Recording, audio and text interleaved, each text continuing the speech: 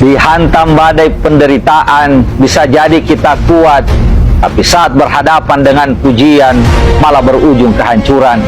Seekor monyet sedang nangkring di pucuk pohon kelapa. Dia tidak sadar sedang diintip oleh 3 angin besar, angin topan, angin tornado, dan angin bahorok. 3 angin itu ternyata diam-diam membuat tantangan. Siapa yang paling bisa menjatuhkan si monyet, maka dialah pemenangnya dan paling hebat.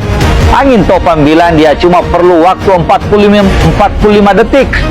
Angin tornado mengatakan dia hanya butuh 30 detik. Dan angin bahorok lebih lagi mengatakan saya cuma butuh waktu 15 detik. Angin topan pun kemudian maju ke depan. Dia meniup sekencang-kencangnya. Tetapi kemudian monyet tidak jatuh karena dia berpegangan kuat. Kini giliran angin tornado. Dia tiup sekencang-kencangnya. Sang monyet pun tidak terjatuh karena dia pun semakin kuat memegang di pohon kelapa. Datang lagi angin bahorok. Monyet pun semakin kuat pegangannya sampai akhirnya tidak jatuh juga. Dan ketiga angin itu akhirnya menyerah dan tidak sanggup menjatuhkan si monyet itu. Tak lama kemudian datanglah angin sepoi-sepoi. Dia bilang mau ikutan dan untuk menjatuhkan si monyet. Ketiga angin itu sebenarnya menertawainya. Dia katakan mereka saja yang kuat, tak sanggup apalagi hanya sekelas angin sepoi-sepoi. Tanpa banyak bicara, angin sepoi-sepoi langsung meniup ubun-ubun si monyet.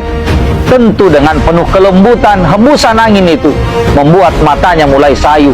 Mendapati angin yang adem dan segar, si monyet akhirnya tertidur. Setelahnya, terlepaslah tangannya lalu kemudian terjatuh. Teman-teman, boleh jadi dengan kesusahan, penderitaan, dan diuji malapetaka, diberi kritikan, dihantam makian, kita amat kuat. Bahkan kita menjadi orang yang hebat. Tapi di saat kita diuji dengan kenikmatan, disampaikan kesenangan, kekayaan, kekuasaan, hingga kita dinidamobokkan dengan pujian dan sanjungan, acap kali kita luput dan bahkan kita lupa hingga terjatuh.